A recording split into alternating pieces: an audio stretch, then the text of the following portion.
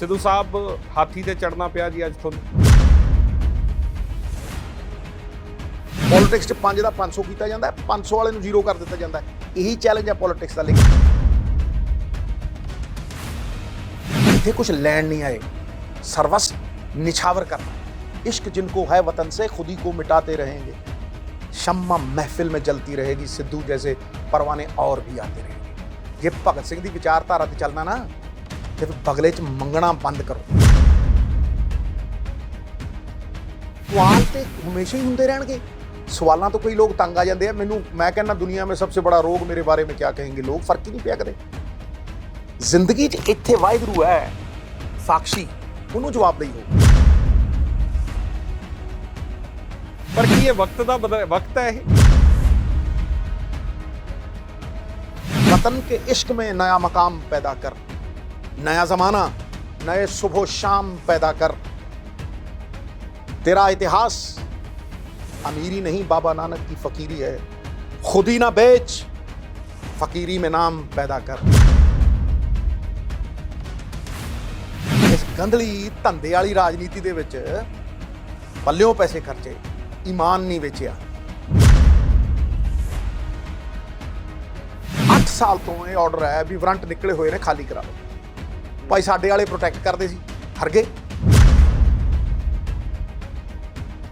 आजकल पब्लिक दे ना जा, आजकल बहुत कुछ ऐसा है समझदा मित्रा जिहड़ा भंबल भूसियां च पा के लोगों को पता नहीं। मैनू ये संतुष्टि है कि माफिया मेहनत है कि लोहा लोहे नूं वढ़दा, अग अग नूं कटदी है। जो सप डंग मारदा ना, ਉਹਦਾ एंटीडोट सप ਦਾ विष ਹੁੰਦਾ, ਉਹ ਸੈਰੀਡੋਨ ਨਾਲ ठीक नहीं ਹੁੰਦਾ। जो देखते झूठ मारन नूं दे टरपल ते टरपल। मैं कदे झूठ नहीं बोलिया। और याद रखी उदों जो 7 साल पहला मैं खड़ा सी, अज भी मेरी उसी पॉलिसी के उत्ते खड़ा मैं। जिन्नी नाम ते आया गए मुसक्कत काल, नानक ते मुकुजले खेती छुट्टी नाल, जन्म मरण तो मुक्त। समझा इश्क बहुत वड्डी चीज़ है। जदों कोई बंदा लालच च घिरिया इस इंतहा तक गिर जे कि वो अपनी नस्ल नूं खत्म करन लग जाए, बी नास होण लग जाए। खेत बी बिना रह सकता है? सेनापति बिना रह सकती? इस करके बड़े वड्डे मसले ने। कादा दर्द तैनूं लगदा है भी मेरी पछाण एक मिनिस्ट्री दे नाल है मित्रा? तैनूं लगदा है कि नवजोत सिंह सिद्धू ने 30 साल क्रिकेट नहीं खेडी, 25 साल टैलीविजन ते राज नहीं कीता, 1400 बिरले टाटे 10 मोटिवेशनल टॉक्स नहीं कीतियां, फिल्मां नहीं कीतियां? टैलीविजन मर्सीलैस मीडियम है मित्र प्यारे, तू जानदा है। मैं कांग्रेस कुछ लैण नहीं सी आया, भगा के मार के आया सी राज्य सभा मित्र प्यारे। काहदे वास्ते? कि पंजाब नूं सवारांगे। काहदे लई नवजोत सिंह सिद्धू सेंटर दे विच तीजी वार मंत्री नहीं बनया? मेरी बीजेपी नाल कोई लाग डाट नहीं सी। बीजेपी ने तां मैनूं राज्य सभा दित्ती हुई सी। असीं पहरेदारी कर रहे हां पंजाब दे लोकां दे भले दी, नहीं ते क्यों छड्ड के आए सारा कुछ? 2014 ਚ ਵਾਅਦਾ ਕੀਤਾ ਗਿਆ ਸੀ ਕਿ ਦੇਸ਼ 'ਚ ਮਹਿੰਗਾਈ ਘਟ ਜੂਗੀ, ਕਾਲਾ ਧਨ ਆ ਜਾਊਗਾ, ਪੈਟਰੋਲ 30 ਰੁਪਏ ਮਿਲਿਆ ਕਰੂਗਾ, ਸਸਤਾ ਹੋ ਜੂ ਸਭ ਕੁਝ। ਹੋਇਆ ਉਲਟ। ਅੱਜ ਨਵਜੋਤ ਸਿੰਘ ਸਿੱਧੂ ਹਾਥੀ ਤੇ ਚੜੇ ਨੇ, ਸਿੰਬੋਲਿਕ ਰੂਪ 'ਚ ਕਿਹਾ ਕਿ ਐਲੀਫੈਂਟ ਰਾਈਜ਼ ਇਹ ਹੋ ਰਿਹਾ ਦੇਸ਼ ਦੇ ਵਿੱਚ। ਸਾਡੇ ਨਾਲ ਮੌਜੂਦ ਨੇ, ਬਹੁਤ ਸਵਾਗਤ ਹੈ ਜੀ ਔਨ 에ਅਰ ਤੇ। ਧੰਨਵਾਦ ਛੋਟੇ ਭਾਈ। ਸਿੱਧੂ ਸਾਹਿਬ ਹਾਥੀ ਤੇ ਚੜਨਾ ਪਿਆ ਜੀ ਅੱਜ ਤੁਹਾਨੂੰ। ਦੇਖੋ ਗੱਲ ਇਹ ਹੈ ਕਿ ਤੁਸੀਂ ਕੁਛ ਵੀ ਕਰੋ, ਰੋਜ਼ਮਰਾ ਦੀ ਜ਼ਿੰਦਗੀ 'ਚ ਆਮ ਆਦਮੀ ਨੂੰ ਸਮਝ ਆਉਣਾ ਚਾਹੀਦਾ ਹੈ। ਕਈ ਲੋਕ ਐਕਸਪ੍ਰੈਸ ਕਰਦੇ ਆ, ਬੜੇ ਬੜੇ ਸ਼ਬਦ ਲਾਉਂਦੇ ਆ, ਉਹ ਉੱਤੋਂ ਦੀ ਲੰਘ ਜਾਂਦਾ। ਜਦੋਂ ਅਸੀਂ ਕ੍ਰਿਕਟ ਖੇਡਦੇ ਨਾ, ਬਾਊਂਸਰ ਵਾਂਗ ਲੰਘ ਜਾਂਦਾ ਉੱਤੋਂ, ਪਤਾ ਹੀ ਨਹੀਂ ਲੱਗਦਾ ਕਿਸੇ ਨੂੰ ਕੀ ਹੋਇਆ ਕੀ ਨਹੀਂ ਹੋਇਆ। ਲੇਕਿਨ ਜਦੋਂ ਆਮ ਆਦਮੀ ਨੂੰ ਇਹ ਗੱਲ ਸਮਝ ਆਉਂਦੀ ਹੈ ਕਿ ਇੱਕ ਮਜ਼ਦੂਰ ਦੀ ਦਿਹਾੜੀ 250 ਰੁਪਈਆ ਹੈ, ਜਦੋਂ ਹੈਲਥ ਕੇਅਰ, ਹਾਊਸਿੰਗ, ਖਾਣ ਪੀਣ ਦਾ ਸਮਾਨ 50% ਵੱਧ ਜਾਂਦਾ ਹੈ, ਇਹਦਾ ਮਤਲਬ ਜਿਹੜਾ ਸਮਾਨ ਉਹਨੂੰ 250 'ਚ ਲੈਂਦਾ ਸੀ, ਉਹ ਮਹੀਨੇ 'ਚ ਉਹਨੇ ਆਪਣਾ ਬਜਟ ਬੰਨਿਆ ਹੋਇਆ ਸੀਗਾ, ਉਹ ਅੱਜ 600 'ਚ ਨਹੀਂ ਮਿਲਣਾ। ਇਹਦਾ ਮਤਲਬ ਇਹ ਕਿ ਤੁਸੀਂ ਭੁੱਖੇ ਆਦਮੀ ਪ੍ਰੋਡਿਊਸ ਕਰ ਰਹੇ ਹੋ।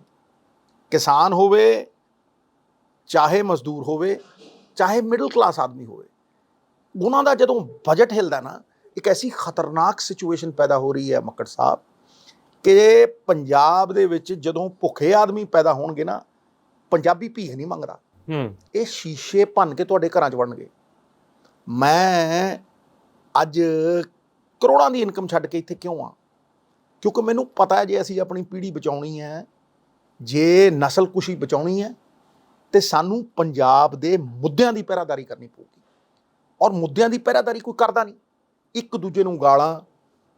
ਤੁਸੀਂ, ਮੈਂ ਇੱਕ ਨਵਾਂ ਹੀ ਰਿਵਾਜ ਚਲਿਆ, ਮਤਲਬ ਨਾ 30-30 ਹਜ਼ਾਰ ਦੇ ਉੱਤੇ ਜਿਹੜੇ ਵੱਡੇ ਅਮੀਰਜ਼ਾਦੇ ਹੋਟਲ ਜਿਨ੍ਹਾਂ ਨੇ ਲਏ ਹੋਏ ਨੇ, ਉਹ ਗਾਲਾਂ ਕੱਢਣ ਦੇ ਬੰਦੇ ਰੱਖੇ ਹੋਏ ਉਹਨਾਂ ਨੇ। ਉਹ ਤੁਹਾਡੇ ਬਾਰੇ ਕਹਿੰਦੇ ਰਹੇ ਇਲੈਕਸ਼ਨਾਂ ਤੋਂ ਪਹਿਲਾਂ, ਕਹਿੰਦੇ ਜਦੋਂ ਤੱਕ ਮਜੀਠੀਆ ਸਾਹਿਬ ਜੇਲ੍ਹ ਨਹੀਂ ਗਏ ਸੀ, ਸਿੱਧੂ ਸਾਹਿਬ ਤੇ ਮਜੀਠੀਆ ਸਾਹਿਬ 'ਚ ਵੀ ਚੱਲਦਾ ਰਿਹਾ। ਮੇਰੀ ਇੱਕ ਗੱਲ ਨੂੰ ਸੁਣ, ਸਵਾਲ ਇਹ ਹੈ ਕਿ ਲੋਹਾ ਲੋਹੇ ਨੂੰ ਵੱਢਦਾ, ਅੱਗ ਅੱਗ ਨੂੰ ਕੱਟਦੀ ਹੈ। ਜਦੋਂ ਸੱਪ ਡੰਗ ਮਾਰਦਾ ਨਾ, ਉਹਦਾ ਐਂਟੀਡੋਟ ਸੱਪ ਦਾ ਵਿਸ਼ ਹੁੰਦਾ ਹੈ, ਉਹ ਸੈਰੀਡੋਨ ਨਾਲ ਠੀਕ ਨਹੀਂ ਹੁੰਦਾ।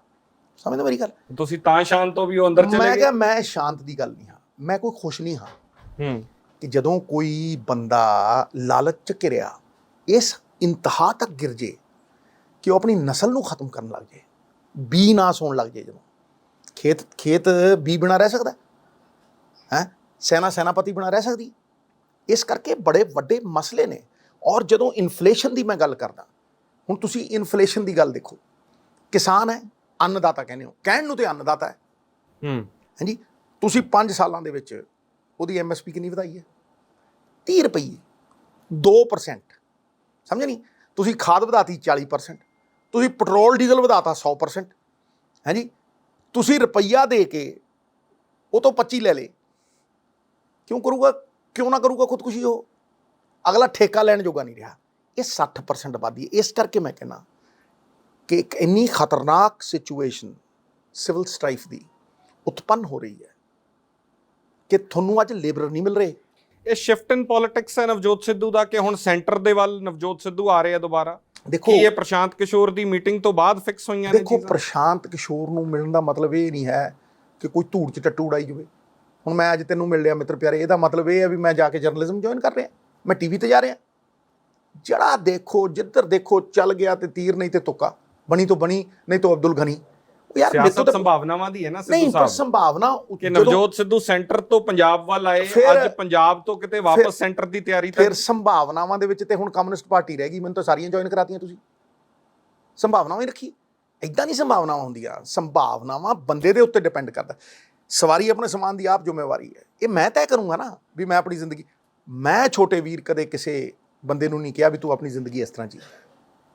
ਤੇ ਕੋਈ ਇਹ ਵੀ ਮੈਂ ਐਕਸਪੈਕਟ ਕਰਦਾ ਕਿ ਜਿਸ ਬੰਦੇ ਦਾ 15-17 ਸਾਲ ਦਾ ਕਿਰਦਾਰ ਹੋਵੇ, ਉਹਦੀ ਇੱਕ ਕ੍ਰੈਡੀਬਿਲਿਟੀ ਹੋਵੇ, ਉਹਦੀ ਜ਼ਬਾਨ ਦਾ ਕੋਈ ਮੁੱਲ ਹੋਵੇ, ਤੇ ਬੰਦਾ ਉਹੀ ਹਵਾਈ ਗੱਲਾਂ ਕਰੀ ਜਾਵੇ।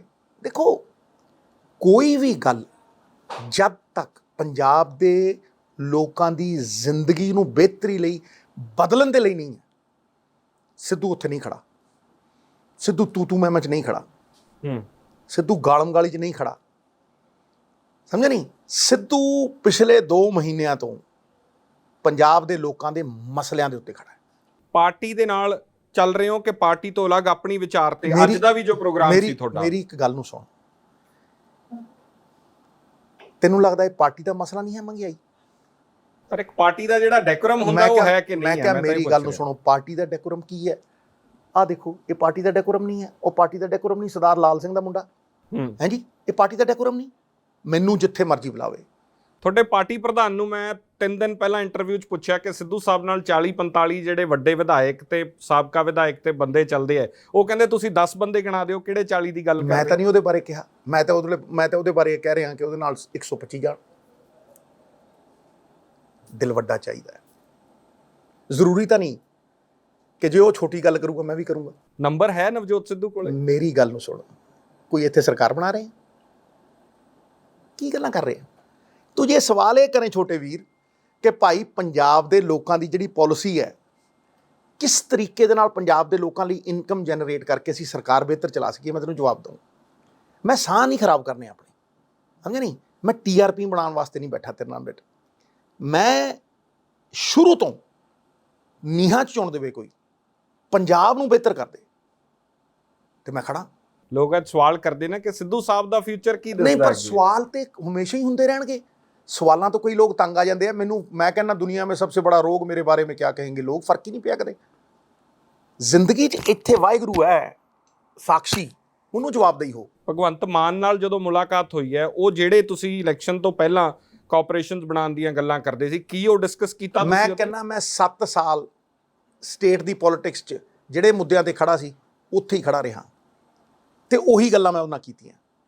ਮੈਂ ਉਹਨੂੰ ਇਹੀ ਗੱਲ ਕਹੀ ਕਿ ਭਗਵੰਤ ਛੋਟੇ ਵੀਰ, ਮੈਂ ਕੈਪਟਨ ਅਮਰਿੰਦਰ ਸਿੰਘ ਨੂੰ ਕਿਹਾ ਸੀਗਾ ਕਿ ਜੇ ਤੁਸੀਂ ਪੰਜਾਬ ਲਈ ਰੱਤੀ ਮਾਤਰ ਵੀ ਕੁਝ ਕਰਨਾ ਚਾਹੁੰਦੇ ਹੋ ਤੇ ਪੰਜਾਬ ਦੀ ਇਨਕਮ ਬਣਾ ਕੇ ਪੰਜਾਬ ਦੇ ਕਰਜ਼ੇ ਦੇ ਉੱਤੇ ਰਾਹ ਪਈ, ਇਹਨੂੰ ਪੁੱਠੀ ਰਾਹ ਤੇ ਤੁਰ, ਇਹਨੂੰ ਸਿੱਧੀ ਰਾਹ ਤੇ ਤੋਰ ਦਿਓ, ਤੁਹਾਡਾ ਨਾਮ ਇਤਿਹਾਸ 'ਚ ਸੁਨਹਿਰੀ ਅੱਖਰਾਂ 'ਚ ਲਿਖਿਆ ਜਾਏਗਾ।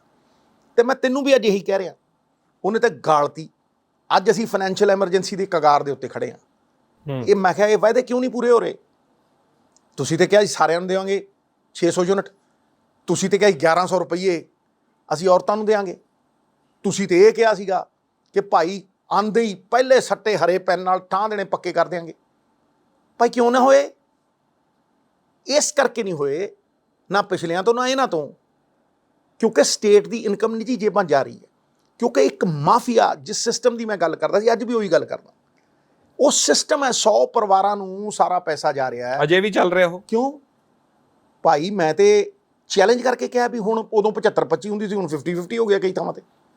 ਜਦੋਂ ਤੁਸੀਂ 13 ਕਰੋੜ ਰੁਪਏ ਦੀ ਜ਼ਮੀਨ ਗੁਰਦੀਪ ਜੁਝਾਰ, ਜਿਹੜਾ ਕਿ ਸੁਖਬੀਰ ਦਾ ਮੈਨ ਫਰਾਈਡੇ ਹੈ, ਜਿਹੜਾ ਉਹਦਾ ਧੰਦਾ ਚਲਾਉਣ ਵਾਲਾ ਬੰਦਾ ਹੈ, ਜਿਹਨੇ ਕੇਬਲ ਮਾਫੀਆ ਚਲਾਇਆ ਲੋਕਾਂ ਨੂੰ ਖਰੀਦ ਕੇ, ਜਦੋਂ ਤੁਸੀਂ 13 ਕਰੋੜ ਰੁਪਏ ਦੀ ਜ਼ਮੀਨ ਉਹਨੂੰ 1 ਕਰੋੜ ਰੁਪਏ 'ਚ ਦੇ ਦਿੰਦੇ ਹੋ ਤਾਂ ਕੀ ਗੱਲ ਹੈ? ਤੁਸੀਂ ਵੇਚ ਹੀ ਨਹੀਂ ਸਕਦੇ। ਹਾਈ ਕੋਰਟ, ਸੁਪਰੀਮ ਕੋਰਟ ਦਾ ਆਰਡਰ ਹੈ ਕਿ ਪੰਚਾਇਤਾਂ ਦੀ ਜ਼ਮੀਨ ਤੁਸੀਂ ਨਹੀਂ ਵੇਚ ਸਕਦੇ। ਜੇ ਕੋਈ ਮਿਊਟੇਸ਼ਨ ਹੋਗੀ, ਜੇ ਕੋਈ ਟ੍ਰਾਂਸਫਰ ਹੋਗੀ, it has to be reversed. You understand what reversed means? ਇਹ ਕਿਵੇਂ ਵੇਚਦੀ? ਮਤਲਬ 8 ਸਾਲ ਤੋਂ ਇਹ ਆਰਡਰ ਹੈ ਵੀ ਵਾਰੰਟ ਨਿਕਲੇ ਹੋਏ ਨੇ, ਖਾਲੀ ਕਰਾ ਲਓ। ਭਾਈ ਸਾਡੇ ਵਾਲੇ ਪ੍ਰੋਟੈਕਟ ਕਰਦੇ ਸੀ, ਹਰ ਗਏ। ਇਹੀ ਕਹਿੰਦਾ, ਮੈਂ ਕਿਸੇ ਦਾ ਨਾਂ ਲਿਆ ਅੱਜ ਤੱਕ? ਵੇਚੀ ਉਦੋਂ ਦੀ ਹੋਈ ਹੈ। ਮੈਂ ਕੀ ਕਹਿੰਦਾ? ਹਾਂ ਬਿਲਕੁਲ, ਉਹ ਖਾਲੀ ਕਰਾਈ ਜਾਂਦੇ। ਕਰਾਓ, ਬਹੁਤ ਵਧੀਆ ਗੱਲ ਹੈ। ਜਦੋਂ ਕਰਾਈ, ਪਹਿਲਾ ਤਾਰੀਫ ਕਰਨ ਵਾਲਾ ਬੰਦਾ ਨਵਜੋਤ ਸਿੰਘ ਸਿੱਧੂ ਸੀ। ਜਦੋਂ ਵੇਚੀ ਹੈ, ਠੋਕਣ ਵਾਲਾ ਵੀ ਨਵਜੋਤ ਸਿੰਘ ਸਿੱਧੂ ਹੈ। ਅਸੀਂ ਪਹਿਰੇਦਾਰੀ ਕਰ ਰਹੇ ਹਾਂ ਪੰਜਾਬ ਦੇ ਲੋਕਾਂ ਦੇ ਭਲੇ ਦੀ, ਨਹੀਂ ਤੇ ਕਿਉਂ ਛੱਡ ਕੇ ਆਏ ਆ ਸਾਰਾ ਕੁਝ? ਦੇਖੋ, ਛੋਟੀ ਛੋਟੀ ਚੀਜ਼ਾਂ ਦੇ ਵਿੱਚ ਹੀ ਪੂਰਨਤਾ ਮਿਲਦੀ ਹੈ, ਤੇ ਪੂਰਨਤਾ ਕੋਈ ਛੋਟੀ ਚੀਜ਼ ਨਹੀਂ ਹੈ ਮਿੱਤਰਾ। ਪੰਜਾਬ ਨੂੰ ਪੂਰਨ ਔਰ ਸੰਪੂਰਨ ਕਰਨ ਦੇ ਲਈ ਇਹ ਛੋਟੀਆਂ ਛੋਟੀਆਂ ਚੀਜ਼ਾਂ ਦੇ ਉੱਤੇ ਧਿਆਨ ਦੇਣਾ ਪਊਗਾ।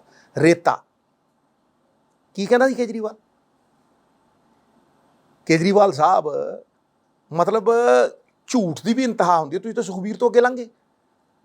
20,000 ਕਰੋੜ ਰੁਪਈਆ ਰੇਤੇ ਚੋਂ ਕੱਢੇਗਾ? ਲੈ ਮੈਂ ਕਹਿੰਦਾ ਤੂੰ 200 ਕੱਢ ਕੇ ਦਿਖਾ ਇਹ ਠੇਕੇਦਾਰੀ ਸਿਸਟਮ ਤੇ। ਅੱਜ 20,000 ਰੁਪਈਏ ਦੀ ਟਰਾਲੀ ਹੈ, ਆਮ ਬੰਦੇ ਦੇ ਨਾਲ ਜੁੜਿਆ ਹੋਇਆ ਮਸਲਾ ਮਿੱਤਰਾ। ਬੰਦ ਪਿਆ ਉਹ ਤਾਂ। ਜਦੋਂ ਬੰਦ ਪਿਆ ਹੁੰਦਾ ਹੈ ਤੇ ਕੀ ਹੁੰਦਾ ਹੈ? ਕੰਸਟਰਕਸ਼ਨ ਬੰਦ ਹੋ ਜਾਂਦੀ ਹੈ। ਜਦੋਂ ਕੰਸਟਰਕਸ਼ਨ ਬੰਦ ਹੋ ਜਾਂਦੀ, ਘਰ ਬਣਨੇ ਬੰਦ ਹੋ ਜਾਂਦੇ ਆ, ਮਜ਼ਦੂਰ ਘਰੇ, ਮਿਸਤਰੀ ਘਰੇ, ਹਾਰਡਵੇਅਰ ਦੀਆਂ ਦੁਕਾਨਾਂ ਬੰਦ, ਸਮਾਨ ਬੰਦ। ਪ੍ਰੈਜ਼ੀਡੈਂਟ ਰੂਜ਼ਵੈਲਟ ਨੇ ਅਮਰੀਕਾ ਰਿਸੈਸ਼ਨ ਚੋਂ ਕੱਢਤਾ ਸੀਗਾ ਕੱਲੀਆਂ ਸੜਕਾਂ ਬਣਾ ਕੇ, ਛੋਟੇ ਭਾਈ, ਕੱਲੀਆਂ ਸੜਕਾਂ ਬਣਾ ਕੇ, ਰੁਜ਼ਗਾਰ ਦੇ ਕੇ ਰਿਸੈਸ਼ਨ ਚੋਂ ਅਮਰੀਕਾ ਬਾਹਰ ਆ ਗਿਆ ਸੀ। ਇੱਥੇ ਕਿਹੜੀ ਪਾਲਿਸੀ ਹੈ? ਤੁਹਾਨੂੰ ਡਾਇਲੋਗ ਦੀ ਲੋੜ ਹੈ? ਜੋ ਗੱਲ ਤੁਸੀਂ ਕਹਿ ਰਹੇ ਹੋ ਜਾਂ ਜੋ ਸਰਕਾਰ ਬੈਠ ਕੇ, ਇਹ ਡਾਇਲੋਗ ਦੀ ਲੋੜ ਹੈ ਭਾਈ। ਹੁਣ ਕਿੰਨਾ ਕੁ ਡਾਇਲੋਗ ਕਰ ਲਈਏ? ਕੈਪਟਨ ਅਮਰਿੰਦਰ ਸਿੰਘ ਨੂੰ ਪਹਿਲੀ ਕੈਬਨਿਟ 'ਚ ਕਿਹਾ ਵੀ ਸ਼ਰਾਬ ਨੀਤੀ ਬਣਾਓਏ। 3 ਚੀਜ਼ਾਂ GST ਤੋਂ ਪਰੇ ਨੇ। ਕੀ? ਰੇਤ 1, ਸ਼ਰਾਬ 2, ਪੈਟਰੋਲ ਡੀਜ਼ਲ 3। ਸਰਕਾਰਾਂ ਆਪਣੇ ਫਾਇਦੇ ਲੈਂਦੀਆਂ ਨੇ, ਨਿੱਜੀ ਮੁਨਾਫੇ ਕਮਾਉਂਦੀਆਂ ਨੇ। ਦੇਖੀ ਜਿੱਥੇ ਦੇਖੋ ਸ਼ਰਾਬ ਦੀ ਫੈਕਟਰੀ ਖੋਲ ਰੱਖੀ ਹੈ ਜਿਹਨੇ, ਦੇਖੋ ਕੋਈ ਹੂਚ ਨਾ ਮਰ ਰਿਹਾ, ਕੋਈ ਕਿਤੇ ਮਰ ਰਿਹਾ, ਕੋਈ ਕਿਤੇ ਮਰ ਰਿਹਾ। ਜਿਨ੍ਹਾਂ ਨੇ ਇਹਨੂੰ ਸਟੇਟ ਦੇ ਕੰਟਰੋਲ 'ਚ ਲਿਆ, ਉਹ 36,000 ਕਰੋੜ ਰੁਪਏ ਕਮਾਉਂਦੇ ਸਾਲ ਦੇ, ਕੱਲੀ ਇਹਦੇ ਚੋਂ ਹੀ। ਮੈਂ ਕੋਈ ਹੱਕ 'ਚ ਨਹੀਂ ਸ਼ਰਾਬ ਦੇ, ਪਰ ਜੇ ਵਿਕਦੀ ਹੈ ਤੇ ਸਟੇਟ ਦੇ ਖਜ਼ਾਨੇ ਜਾਵੇ ਨਾ, ਕਹਿੰਦੇ ਉਹ ਸਾਰਾ ਸਰਕਾਰੀ ਹੋ ਜਾਣਾ ਚਾਹੀਦਾ, ਪ੍ਰਾਈਵੇਟ ਠੇਕੇ ਬੰਦ ਹੋ ਜਾਣ। ਤਾਮਿਲਨਾਡੂ ਦੇ ਵਿੱਚ 60,000 ਬੰਦਿਆਂ ਨੂੰ ਨੌਕਰੀ ਦਿੰਦੇ ਆ ਉਹ, 300 ਕਰੋੜ ਰੁਪਏ ਇਕੱਲੇ ਨੌਕਰੀਆਂ ਤੇ ਦਿੰਦੇ ਆ ਉਹ, ਸਮਝਦਾ? ਤੇ 36,000 ਕਰੋੜ ਰੁਪਏ ਸਾਲ ਦੀ ਕਮਾਈ ਹੈ। ਕੱਢ ਲੈ ਵੈਟ ਲਾ ਕੇ। ਫਾਈਨੈਂਸ ਮਿਨਿਸਟਰ ਨੇ ਪੂਰੇ ਪੰਜਾਬ ਦਾ ਦੌਰਾ ਕੀਤਾ, ਉਹ ਕਹਿੰਦੇ ਲੋਕਾਂ ਤੋਂ ਪੁੱਛਾਂਗੇ। ਅੱਛਾ, ਤੁਸੀਂ ਦੱਸੋ ਕਿ ਐਕਸਾਈਜ਼ ਪਾਲਿਸੀ ਕੀ ਹੋਵੇ, ਬਜਟ ਕੀ ਹੋਵੇ ਤੇ ਪੰਜਾਬ? ਲੋਕਾਂ ਨੂੰ ਪਹਿਲਾਂ ਦੱਸਣਾ ਸੀਗਾ ਵੀ ਖਜ਼ਾਨਾ ਖਾਲੀ ਹੈ, ਅੱਜ ਤਾਂ ਦੇ ਨਹੀਂ ਸਕਦੇ 1100। ਉਦੋਂ ਐਡੇ ਐਡੇ ਟਰਪਲ, ਐਡੀਆਂ ਐਡੀਆਂ ਸ਼ੁਰਲੀਆਂ, ਉਦੋਂ ਨਹੀਂ ਸੀ ਪਤਾ। ਉਹ ਤਾਂ ਕਹਿੰਦੇ ਸੀਸ ਦੇ ਦਿਆਂਗੇ 26 ਦੀਆਂ 23 ਫਸਲਾਂ ਦੇ ਉੱਤੇ ਗਰੰਟੀ, ਸੀਸ ਦੇ ਦਿਆਂਗੇ। ਦਿਓ ਸੀਸ। ਸੀਸ ਉਂਗਲ ਕਟਾਉਣ ਦਾ ਹੈ ਦਮ। ਕਿਉਂ ਲੱਗਦੇ ਆ ਫਰੋਟੀਆਂ ਮਾਰਨ? ਭਾਈ ਪੰਜਾਬ ਪਾਲਿਸੀ ਦੇ ਨਾਲ ਸੁਧਰੇਗਾ, ਪੰਜਾਬ ਬਜਟਰੀ ਐਲੋਕੇਸ਼ਨ ਦੇ ਨਾਲ ਸੁਧਰੇਗਾ। ਤੁਸੀਂ ਕਿਸੇ ਪਾਲਿਸੀ ਨੂੰ ਬਣਾਉਂਦੇ ਹੋ, ਉਹਦੇ ਲਈ ਰਿਸਰਚ ਹੁੰਦੀ ਹੈ। ਉਸ ਰਿਸਰਚ ਦੇ ਆਧਾਰ ਦੇ ਉੱਤੇ ਤੁਸੀਂ ਪਾਲਿਸੀ ਬਣਾਉਂਦੇ ਹੋ ਔਰ ਉਸ ਪਾਲਿਸੀ ਦੇ ਲਈ ਤੁਸੀਂ ਪੈਸੇ ਐਲੋਕੇਟ ਕਰਦੇ ਹੋ। 10,000 ਕਰੋੜ ਰੁਪਏ ਦਾ ਕਰਜ਼ਾ ਲਈ ਬੈਠੇ ਹੋ, ਉੱਤੋਂ ਤੁਸੀਂ ਬੋਨਸ ਅਨਾਉਂਸ ਕਰੀ ਜਾਂਦੇ ਹੋ 500 ਰੁਪਏ ਦਾ। 500 ਰੁਪਏ ਅਗਰ ਬੋਨਸ ਦੇਣਾ ਕਿਸਾਨਾਂ ਨੂੰ, 5,000 ਕਰੋੜ ਰੁਪਏ ਚਾਹੀਦਾ, ਦੱਸ ਕਿੱਥੋਂ ਲਿਆਏਗਾ?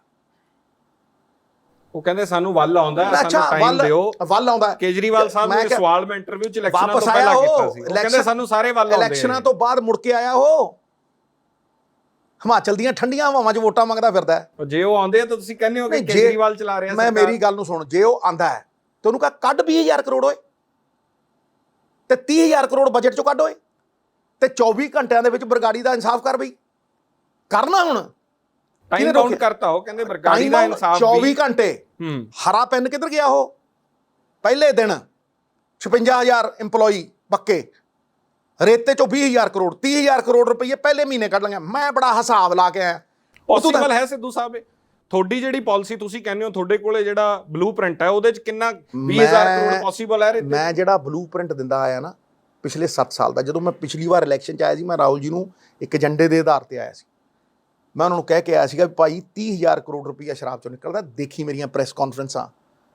ਤੇ ਬਾਦਲਾਂ ਨੂੰ ਮੈਂ ਕਿਹਾ ਸੀਗਾ ਤੁਸੀਂ ਅੱਜ ਬੱਸਾਂ ਬਣਾ ਲਈਆਂ, ਤੇਰੇ ਕੋਲ ਡੱਬ ਵਾਲੀ 'ਚ ਇੱਕ ਬੱਸ ਹੁੰਦੀ ਸੀ, ਸਮਝਦਾ? ਤੇ ਅੱਜ ਤੇਰੇ ਕੋਲ 2,000 ਬੱਸਾਂ ਨੇ, PRTC ਘਾਟੇ ਦੇ ਵਿੱਚ ਹੈ। ਕਿਉਂ? ਕਿਉਂਕਿ ਪਾਲਿਸੀ ਨਹੀਂ ਹੈ। ਹਾਈ ਕੋਰਟ ਦੇ ਕਹਿਣ ਦੇ ਬਾਅਦ ਤੁਸੀਂ ਪਾਲਿਸੀ ਨੂੰ ਇੰਪਲੀਮੈਂਟ ਨਹੀਂ ਕੀਤਾ। ਰਾਹੁਲ ਗਾਂਧੀ ਨੂੰ ਭਰੋਸਾ ਕਿਉਂ ਨਹੀਂ ਹੋਇਆ ਇਹਨਾਂ ਗੱਲਾਂ? ਨਹੀਂ, ਰਾਹੁਲ ਜੀ ਨੂੰ ਬਿਲਕੁਲ ਭਰੋਸਾ ਸੀ, ਤਾਂ ਹੀ ਤੇ ਆਏ ਅਸੀਂ। ਜੇ ਉਹਨਾਂ ਨੂੰ ਭਰੋਸਾ ਨਾ ਹੁੰਦਾ ਤਾਂ ਅਸੀਂ ਆਉਂਦੇ। ਉਹਨਾਂ ਨੇ ਮੰਤਰੀ ਬਣਾਇਆ, ਉਹਨਾਂ ਨੇ ਸਾਰਾ ਕੁਝ ਦਿੱਤਾ, ਸਮਝਿਆ ਨਹੀਂ? ਤੁਸੀਂ ਆਪ ਛੱਡ ਗਏ ਫਿਰ? ਨਹੀਂ, ਪਰ ਮੈਂ ਕਿਉਂ ਨਾ ਛੱਡਦਾ? ਜਦੋਂ ਹੁਣ ਮੈਨੂੰ ਕੋਈ ਕਹੇ ਵੀ ਮੈਂ ਦਰਬਾਰ ਜਿਹੜੇ ਮੈਂ ਗੁਰੂ ਦੇ ਖਾਤਰ ਰਾਜੇ ਵੜਿੰਗ ਦੇ ਫੰਕਸ਼ਨ 'ਚ ਇਨਸਾਫ ਮੰਗਿਆ, ਤੇ ਉਹ ਬਹਾਨਾ ਬਣਾ ਕੇ ਮੈਨੂੰ ਕਿ ਬਿਜਲੀ ਮੰਤਰੀ ਬਣ ਜਾ। ਬਿਜਲੀ ਮੰਤਰੀ ਕੋਲ ਤੇ ਬਦਲੀ ਕਰਨ ਦੀ ਤਾਕਤ ਨਹੀਂ ਮਿੱਤਰਾ। ਬਿਜਲੀ ਮੰਤਰੀ ਤੇ ਜਿਹੜਾ 27 ਬੰਦਿਆਂ ਦਾ IAS ਅਫਸਰਾਂ ਦਾ ਬੋਰਡ ਹੈ, ਉਹਦੇ ਅੱਗੇ ਕੂ ਨਹੀਂ ਕਰਦਾ। ਬਿਜਲੀ ਮੰਤਰੀ ਤੇ ਸੁਖਬੀਰ ਨੇ ਇਹੋ ਜਿਹੇ ਸਿਸਟਮ ਬਣਾਏ, ਇਹਨਾਂ ਨੇ ਬਾਦਲਾਂ ਨੇ, ਇਹਨਾਂ ਨੇ ਹੱਥ ਚੱਕ ਲੈਫਟੈਨ ਬਣਾਤੇ, ਤੇ 92 MLA ਨੇ ਅੱਜ। ਇਹਨਾਂ ਨੂੰ ਇਹ ਪਤਾ ਇਹਨਾਂ ਦਾ ਰੁਤਬਾ ਕੀ ਹੈ? ਜੇ ਪਤਾ ਹੁੰਦਾ ਤੇ 5 ਜਿਹੜੇ ਗਏ ਨੇ ਨਾ ਉੱਥੇ ਰਾਜ ਸਭਾ 'ਚ, ਜਾਣ ਨਾ ਦਿੰਦੇ। ਜੇ ਨਵਜੋਤ ਸਿੰਘ ਸਿੱਧੂ ਹੁੰਦਾ ਕਦੇ ਨਾ ਜਾਣ ਦਿੰਦਾ।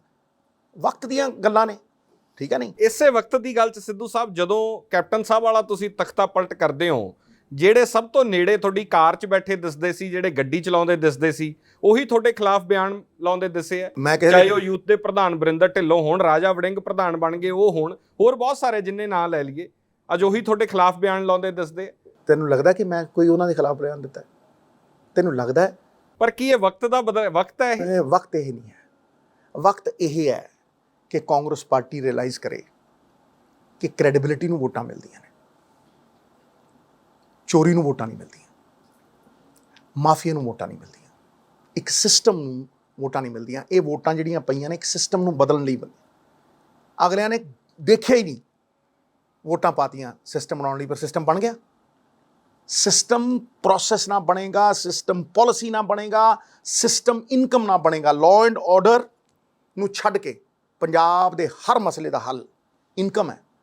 ਅਗਰ ਅੱਜ ਸਟੇਟ ਦੇ ਕੋਲ 30-40 ਹਜ਼ਾਰ ਕਰੋੜ ਰੁਪਈਆ ਆਉਂਦਾ ਹੋਵੇ ਤੇ ਉਹਨੂੰ 30-40 ਹਜ਼ਾਰ ਕਰੋੜ ਰੁਪਈਆ ਨਾ ਸਮਝੋ, ਮੈਂ 1000 ਵਾਰ ਕਹਿ ਚੁੱਕਿਆ, ਉਹ 80,000 ਕਰੋੜ ਰੁਪਈਆ ਹੈ।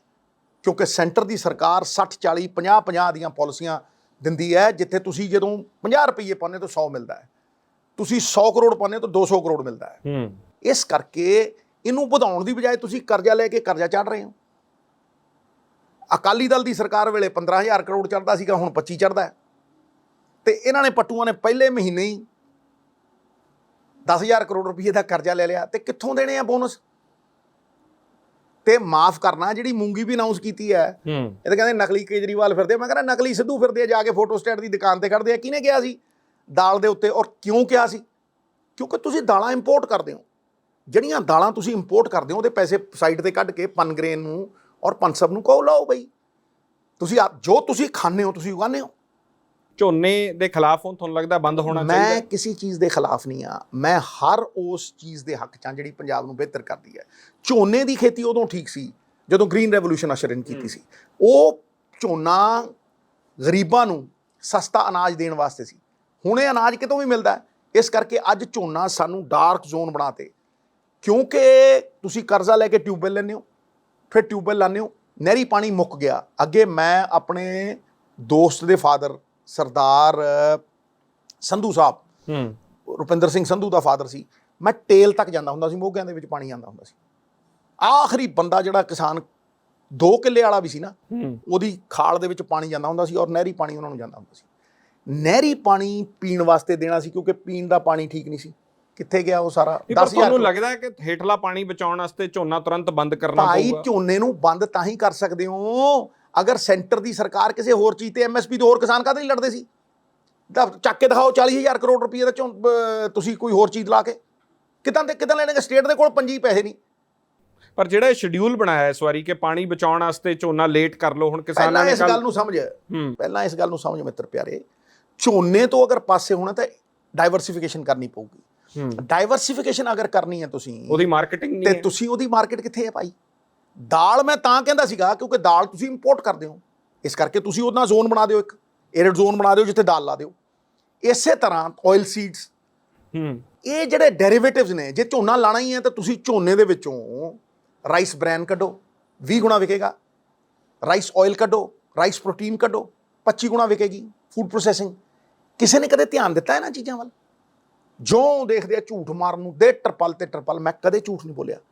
ਔਰ ਯਾਦ ਰੱਖੀ, ਉਦੋਂ ਜੋ 7 ਸਾਲ ਪਹਿਲਾਂ ਮੈਂ ਖੜਾ ਸੀ, ਅੱਜ ਵੀ ਮੇਰੀ ਉਸੇ ਪਾਲਿਸੀ ਦੇ ਉੱਤੇ ਖੜਾ ਮੈਂ ਉਦੋਂ ਵੀ ਕਹਿੰਦਾ 2,000-3,000 ਕਰੋੜ ਰੁਪਈਆ ਕੱਢ ਸਕਦੇ ਹੋ, ਰੇਤੇ ਦੇ ਰੇਟ ਫਿਕਸ ਕਰੋ।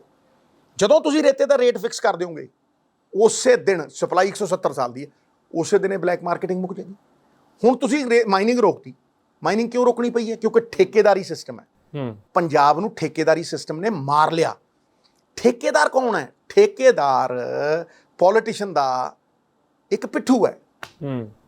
ਉਹ ਅੱਗੇ ਹੈ ਡਾਂਗਾ ਖਾਣ ਨੂੰ, ਜੇ ਫਸ ਗਿਆ ਤੇ ਉਹ। ਪਰ ਕਈ ਤੇ ਉਹਨੂੰ ਰੱਖ ਕੇ ਵੀ ਫਸ ਜਾਂਦੇ ਆ, ਉਹ ਕੁੱਕ ਨੂੰ ਹੀ ਅੱਗੇ ਕਰ ਦਿੰਦੇ ਆ। ਸਮਝਦਾ ਨਾ? ਇਹ ਠੇਕੇਦਾਰੀ ਸਿਸਟਮ ਨੇ ਮਾਰਤਾ ਪੰਜਾਬ। ਜਿੱਤ ਜਾਂਦੇ ਆ, 2-2 ਸੀਟਾਂ ਜਿੱਤ ਜਾਂਦੇ ਆ। ਉਹ ਜਿੱਤ ਜਾਂਦੇ ਆ ਜਾਂ ਜਿਤਾਏ ਜਾਂਦੇ ਆ, ਇਹ ਤੇ ਬਾਅਦ ਦੀਆਂ ਗੱਲਾਂ। ਪਬਲਿਕ ਸਮਝਦੀ ਇਹਨਾਂ ਗੱਲਾਂ ਨੂੰ? ਨਹੀਂ, ਇਰਰੈਲੇਵੈਂਟ ਇਹ ਗੱਲ ਤੁਹਾਡੇ ਹਿਸਾਬ ਨਾਲ? ਪਬਲਿਕ ਤੇ ਨਾ ਜਾ, ਅੱਜ ਕੱਲ ਬਹੁਤ ਕੁਝ ਐਸਾ ਹੈ, ਸਮਝਦਾ ਮਿੱਤਰਾ, ਜਿਹੜਾ ਭੰਬਲ ਭੂਸਿਆਂ 'ਚ ਪਾ ਕੇ ਲੋਕਾਂ ਨੂੰ ਪਤਾ ਨਹੀਂ। ਮੈਨੂੰ ਇਹ ਸੰਤੁਸ਼ਟੀ ਹੈ ਕਿ ਮਾਫੀਆ ਮੈਂ ਨੰਗਾ ਕੀਤਾ। ਸਿੱਧੂ ਸਾਹਿਬ, ਕਦੇ ਮਹਿਸੂਸ ਹੁੰਦਾ ਹੈ ਕਿ ਤੁਸੀਂ ਨੈਸ਼ਨਲ ਪੋਲਿਟਿਕਸ ਵਾਸਤੇ ਬਣੇ ਸੀ, ਰਾਜ ਸਭਾ ਛੱਡ ਕੇ ਪੰਜਾਬ ਆਏ, ਅੱਜ ਇਹ ਮਹਿਸੂਸ ਕਰਦੇ ਹੋ ਕਦੇ ਕਿ ਉਹ ਕੱਦ ਸੀ ਨਵਜੋਤ ਸਿੱਧੂ ਦਾ ਕਿ ਸ਼ਾਇਦ ਅੱਜ ਸੈਂਟਰ ਦੀ ਪੋਲਿਟਿਕਸ? ਮੈਨੂੰ ਇੱਕ ਗੱਲ ਦੱਸ, ਜਿਸ ਬੰਦੇ ਨੇ INB ਮਿਨਿਸਟਰੀ ਛੱਡਤੀ ਹੋਵੇ, ਸਮਝ ਨਹੀਂ, ਉਹਨੂੰ ਕਾਹਦਾ ਦਰਦ? ਤੈਨੂੰ ਲੱਗਦਾ ਵੀ ਮੇਰੀ ਪਛਾਣ ਇੱਕ ਮਿਨਿਸਟਰੀ ਦੇ ਨਾਲ ਹੈ ਮਿੱਤਰਾ?